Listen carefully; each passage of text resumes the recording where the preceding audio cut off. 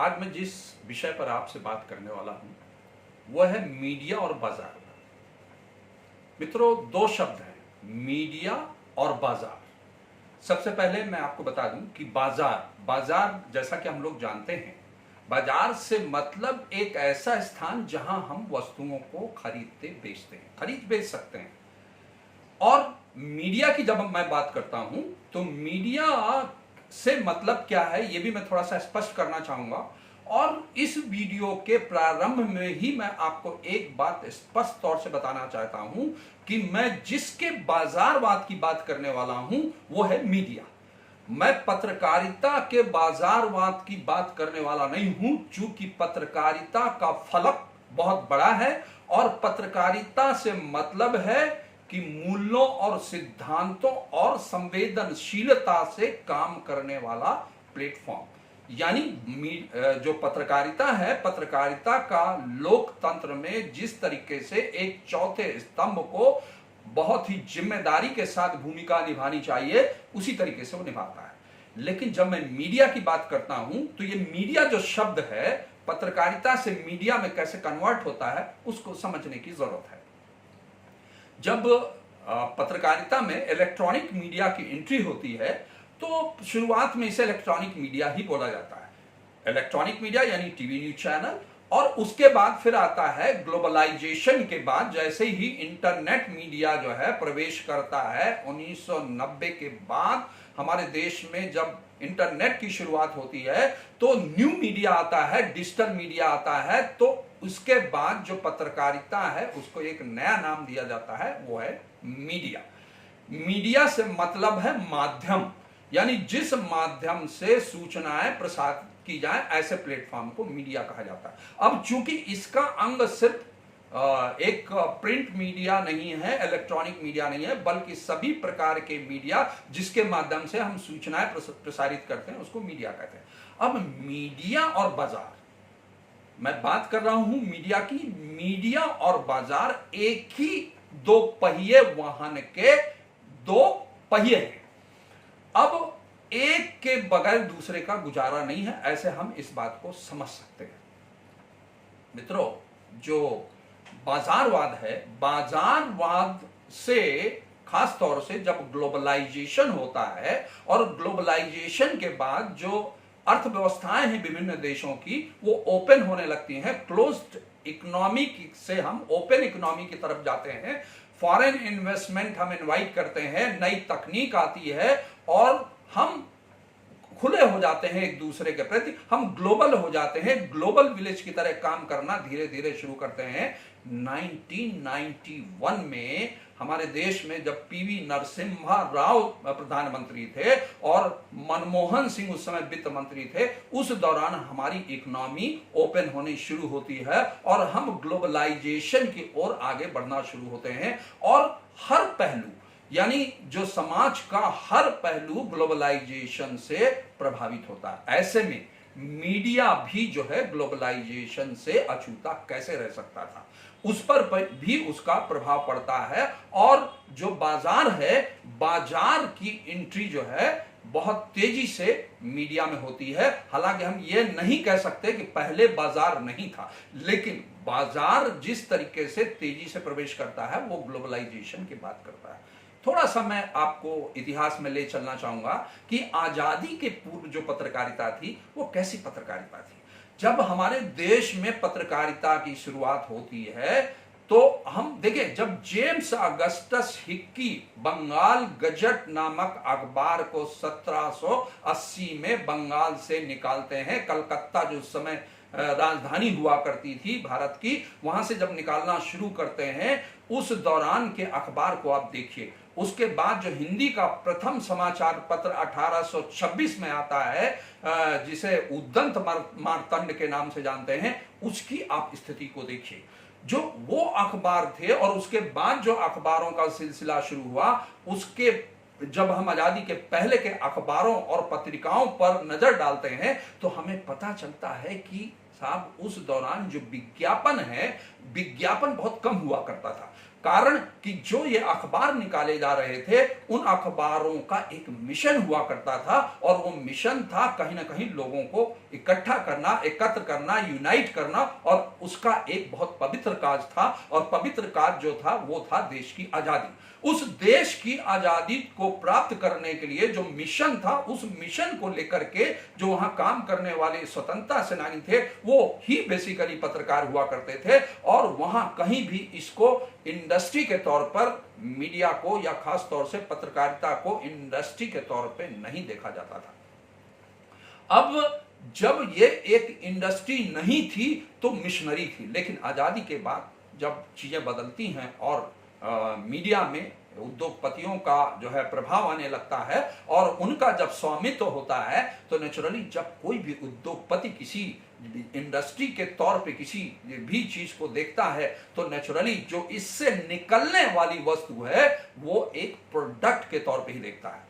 हाँ, लेकिन ये जरूर हम कह सकते हैं कि जो समाचार पत्र है वो समाचार पत्र दूसरे जो प्रोडक्ट हैं उन प्रोडक्ट से थोड़ा सा अलग है, क्योंकि ये कंटेंट है, क्वालिटी है, और वही हमें लोगों को देना है। और जब तक वो ट्रू फैक्ट्स एंड फिगर्स पे आधारित नहीं है, उसमें क्वालिटेटिव कंटेंट नहीं है, तब तक वो प्रोडक्ट नहीं बिकेगा। और उसमें सबसे महत्वपूर्ण बात है वो है सामयिकता, रिलेवेंसी, टाइमलीनेस, यानी जब तक वो समय से नहीं दिया जाता तो वो प्रोडक्ट बेकार हो जाएगा। दूसरे जो प्रोडक्ट हैं उनकी एक एक्सपायरी डेट है, लेकिन इसकी एक्सपायरी डेट बहुत ही लिमिटेड है और समय से यदि वो नहीं आया तो वो एक्सपायर हो जाएगा। ऐसी स्थिति में जैसे जैसे जो है हम देखते हैं कि बाजार का प्रभाव आता है और खास तौर से जो ग्लोबलाइजेशन का प्रभाव आता है, जिसकी मैंने चर्चा की कि 1991 के बाद किस तरीके से जो है चीजें बदलती हैं, और खास तौर से 1995 के बाद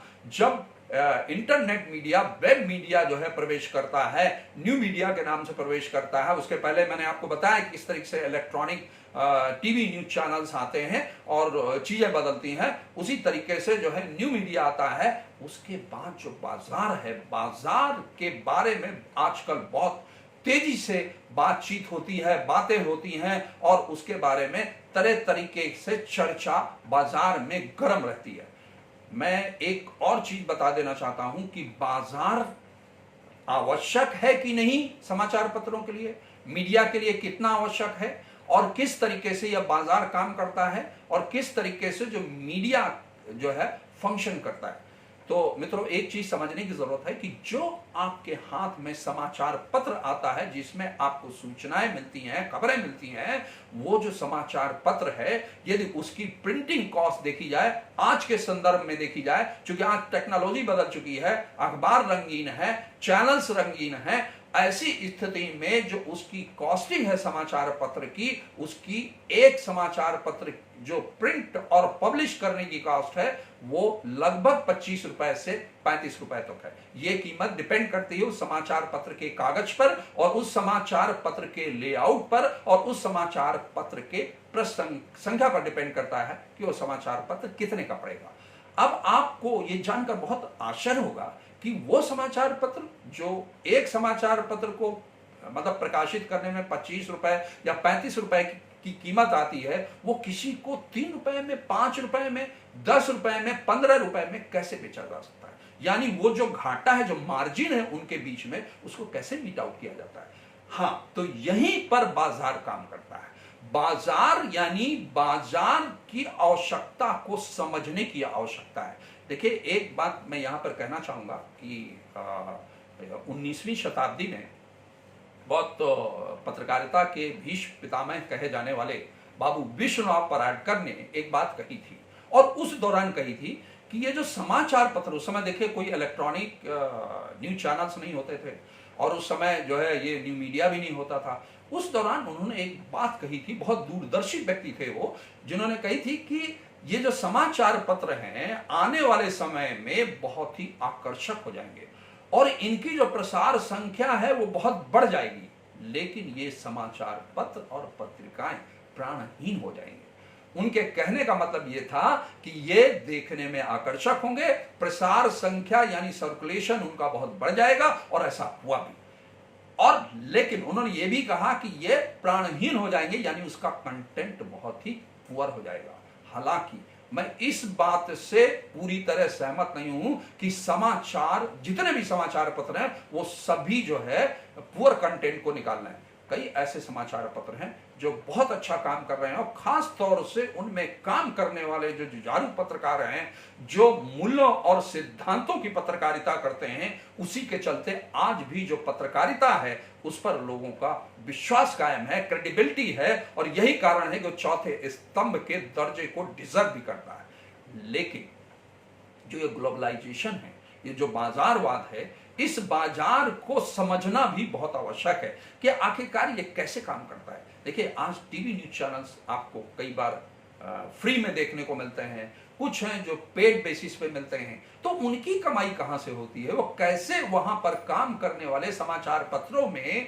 टीवी चैनल्स में काम करने वाले लोगों को तनख्वाहें कैसे देंगे, वो पत्रकारों की तनख्वाहें कैसे दी जाएंगी, वो रिसोर्सेस कैसे जुटाए जाएंगे, और जो गैर पत्रकार कर्मचारी हैं जो प्रिंटिंग के, प्रोडक्शन के काम में लगे हैं, वीडियोग्राफी, फोटोग्राफी, है ना, इन सब काम में जो लगे हुए पत्रकार और गैर पत्रकार लोग हैं, उनकी तनख्वाहें कहां से निकाली जाएंगी और कैसे उसको चलाया जाएगा। तो निसंदेह इस लिए हमें उस बाजार को समझना जरूरी है कि आखिरकार ये बाजार है क्या, और ये बाजार से कैसे जो है इसको संचालित किया जा सकता है इन जो मीडिया प्लेटफॉर्म्स है।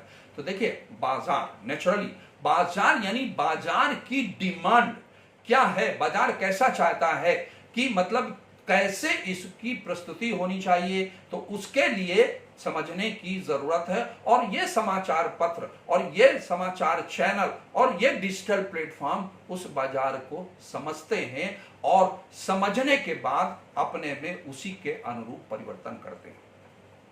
अब बाजार तो बुरा नहीं है, बाजार तो जरूरी है, क्योंकि बिना बाजार को समझे और बाजार की मांग के अनुरूप परिवर्तन किए बगैर हम किसी भी मीडिया प्लेटफॉर्म को नहीं चला सकते। यहां पर मैं दो शब्दों का इस्तेमाल कर रहा हूं, एक है बाजार और बाजार।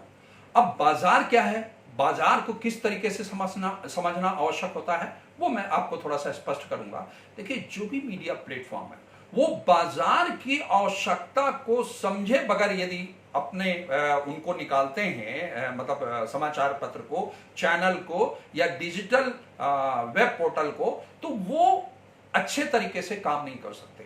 क्यों नहीं अच्छे तरीके से काम कर सकते? क्योंकि बिना पैसे के कोई भी संगठन चलाया नहीं जा सकता। जैसा कि मैंने बता दिया आपको कि किस तरीके से ये काम करते हैं मीडिया प्लेटफॉर्म। उसके लिए बाजार, तो बाजार क्या है? बाजार, देखिए, बाजार की आवश्यकता है कि आपका जो समाचार पत्र है वो रंगीन होना चाहिए, वो उनके जो बाजार के बगैर, देखिए, बाजार को के बगैर कोई भी समाचार पत्र इसलिए नहीं चलता क्योंकि बाजार के बारे में समाचार जरूरी है और बाजार के लिए समाचार पत्र जरूरी है। यानी ये वाइस वर्सा जो है, आदान प्रदान है कि उन दोनों को एक दूसरे को समझने की आवश्यकता है। तो बाजार कहता है कि साहब, यदि वो कोई बाजार में कोई नई चीज आई है तो उसके बारे में भी जो है उनको पब्लिसिटी मिले। अब पब्लिसिटी मिलने के दो तरीके, एक तो ये है कि साहब सीधा सीधा पेड माध्यम है और एडवर्टीजमेंट के माध्यम से उसकी पब्लिसिटी मिलती है। लेकिन होता क्या है कि हर सूचना को यदि आप एडवर्टीजमेंट के माध्यम से प्रसारित करते हैं तो इंपैक्ट नहीं आता है। तो बाजार कहता है कि कुछ ऐसी चीजें जो है हमारी खबरों के तौर पे जाएं, हमारी ऐसी पब्लिसिटी की जाए ताकि हमें उसका फायदा मिले बाजार में।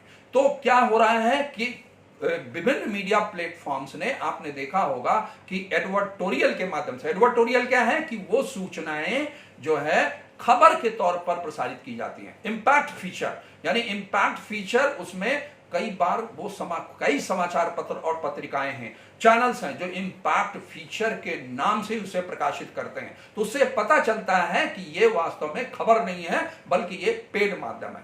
लेकिन कई ऐसे समाचार पत्र और कई ऐसे जो है मीडिया प्लेटफॉर्म्स हैं जिसमें ये इंपैक्ट फीचर, एडवर्टोरियल नहीं लिखते हैं और उन सूचनाओं को खबरों की तरह प्रकाशित करते हैं। क्योंकि जो पाठक है, जो ऑडियंस है, यदि कोई चीज खबर के तौर पे प्रसारित या प्रकाशित की जाती है तो वो ज्यादा प्रभावित होता है। तो लेकिन क्या यह सही तरीका है, ये एक बहुत बड़ा सवाल है, बहस का मुद्दा है, जिसे हम किसी अलग वीडियो में किसी अलग समय पर इसकी जो है और विस्तार से चर्चा करेंगे। लेकिन एक चीज और समझने की जरूरत है कि जब हम बाजार को समझते हैं और बाजार की मांग के अनुसार अपने आप में काम करते हैं तो यह बाजार बहुत अच्छा है, क्योंकि हमें विज्ञापन भी चाहिए, हमें उनकी आवश्यकताओं को समझना है, क्योंकि बाजार से अखबार है और अखबार से बाजार है, यानी मीडिया से बाजार और बाजार से मीडिया है। तो ऐसी स्थिति में बाजारवाद अच्छा है, समझने की जरूरत है, उसके अनुरूप अपने आप में परिवर्तन भी बुरा नहीं है। लेकिन एक शब्द और मैंने इस्तेमाल किया वहां, वो है बाजारू।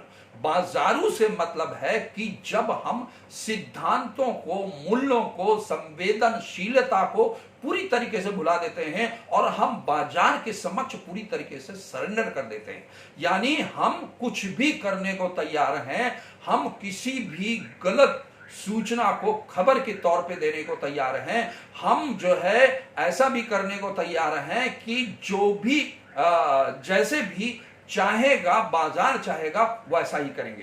तो उस शब्द को हम बाजारू कहते हैं और बाजारू का वैसा ही चरित्र है। मैं और स्पष्ट कर दूं, जिस तरीके से वैश्या का चरित्र होता है। बाजारू होना बहुत गलत है, लेकिन बाजारवाद उचित है और उसके बगैर मुझे लगता है कि जो है मीडिया अधूरा रहेगा।